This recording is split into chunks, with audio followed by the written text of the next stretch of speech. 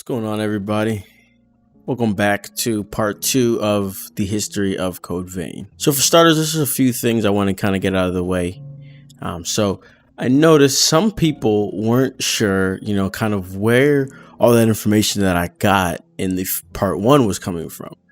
And so I just want to reiterate, because I did kind of lightly mention it in the beginning, but this is official information. This is, I'm not making this up. This is coming directly from Bandai Namco. This is factual stuff. And so one last thing, somebody made a very interesting comment on part 1 just recently, talking about God Eater's lore, like how I should do this, kind of what we're doing with Q.U.E.E.N' for God Eater. And I thought that was a great idea. So that's going to be coming, guys. So if you guys are enjoying this sort of lore, history type of talk, you know what I'm saying? Like this kind of thing we're doing, be sure to leave a like. Let me know, if you did like it or not. So without further ado, let's continue on the story or the history of Q.U.E.E.N''s world. So today, we will be going deep. So some things are going to be spoiled that will be happening in game. Mainly the things that you've been seeing in the recent trailers. We're going to have more realistic information behind what's happening. So on that note, there is, I guess you could say, spoilers.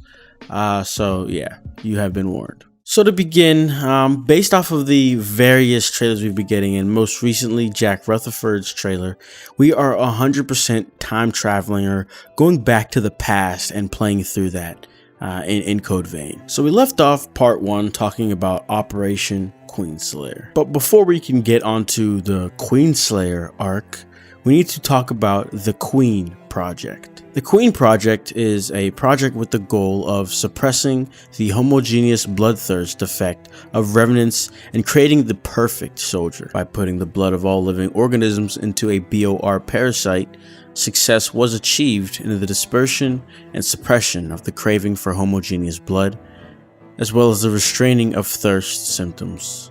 Like most great things, there are some repercussions though, and the girl that was subject of the experiments could not bear the constant and intense pain she endured and ran wild, which is what led to the Operation Queenslayer. And so if you didn't pick it up yet, that girl is essentially who we're calling the Queen. And so with that in mind, we're getting closer to this actual Operation Queenslayer. I think the next logical question is, what happened during her rampage that led to this whole operation needed to be, had? Let's start from the top. The Queen. As we've seen in some trailers here and there, she has one arm that's wrapped in bandages, and she seems to be wearing a hospital gown-like piece of clothing. And if you'll notice in one of the more recent trailers, she's actually wearing that during the time of her rampage. That blue aura around her is actually miasma that accelerates a revenant's thirst for blood, making her difficult to approach. She holds a powerful ability that allows her to manipulate countless thorns and has slaughtered an innumerable number of revenants. And what is probably her strongest ability is the fact that she can control the lost around her as she pleases. So to begin the Operation Queenslayer arc, we need to introduce probably the most important character, Gregorio Silva. I, Gregorio Silva, pledge this to you! When this war ends, the ones left standing will be us! Gregorio Silva is a former soldier and newly created Revenant. After the Great Collapse, all the way from the birth of the Revenants to the Queen Project, he has taken command in order to save mankind. Silva, who determined that the rampaging Queen would become a threat to mankind, started a fight to defeat the Queen. And this is when he revived himself as a Revenant so he could take command. Operation Queenslayer is the name of the battle to defeat the rampaging Queen. A group of Revenants under Silva's command fought a battle where the fate of mankind was at stake. Revenants produced from people that died as a result of the Great Collapse or from Queen's rampage were brought in as soldiers. And maybe you've figured this out by now, but the protagonist was one of those soldiers.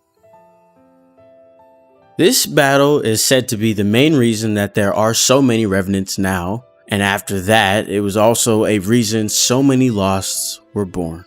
During this arc, as we mentioned, these revenants were kind of dolls, They were flung around, died, revived, and you yourself, the protagonist, are one of those as well. But after regenerating many times over, you find yourself partnering with Jack, who actually highly values your fighting style. Q.U.E.E.N が防衛ラインを突破し、こちらに向かって進行しているという情報が入った。新入り、お前のパートナーは俺だ。その力、限界まで発揮してもらう。During this gruesome battle, the Queen is able to defeat all the revenants. And from here, we see piercing white thorns, showing the remains of her attack.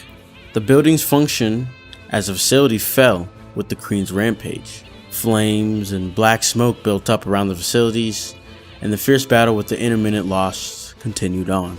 By this point, the Lost became known as the Queen's Vanguard, and they were said to be the strongest of the strong, which is indicative by the fact that they were able to use gifts, just like you. At this point in the story, it's essentially you and Jack's kind of mission, solo, and throughout this, you will be encountering big bosses like the Queen's Knight. Like I had mentioned, this part of the story is essentially being played out by you, us, should I say, and the core details will be fleshed out in the full game. But after this, we lead into the death match against the Queen.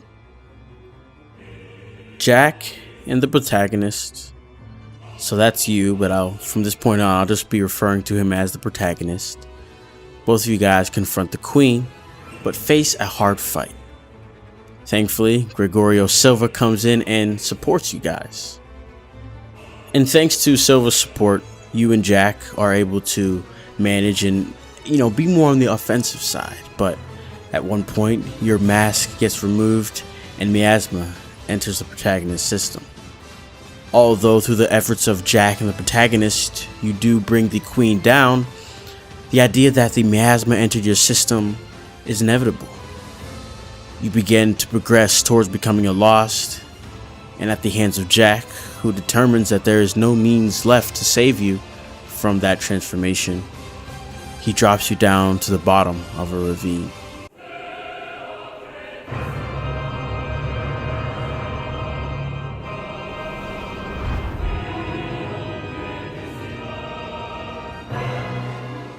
And at this point, this is where we wake up and find ourselves, I believe, at the beginning of the network test. And so with that, we know the events that lead up to the portion that we played during the network test.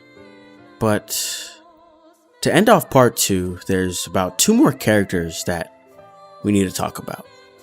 One played a crucial role during the Operation Queenslayer, and the other one is the Queen. To start it off, we have Karen. Karen is one of the researchers who worked on the Queen project and is actually Louis's older sister. She died during Queen's Rampage, but was immediately revived as a revenant. She also participates in Operation Queenslayer, serving as a protective observer of revenants returning to death and supports their fight. Revenants, which are immortal, died and regenerated many times over in the battle against the Queen. And so Karen's role is the welcoming, care, and maintenance for the revenants that are regenerated, as well as battle support. So I believe we've seen her in about 2 trailers now, one being the initial release date trailer from 2018, and I believe as of recently in 2019 we've had one. And the next person is the Queen.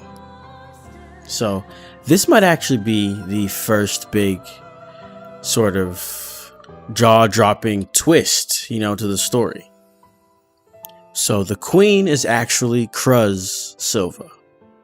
I'm not sure how to pronounce that yet. CRUZ Silva is the girl that became the test subject for the Queen project.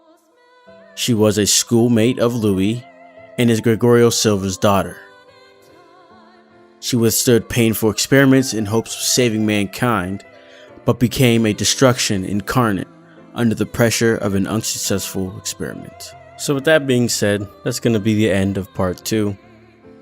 So for part 3, it's more of an attentive schedule, but I want to wrap up some things about miasma and the mistletoes that we interact with.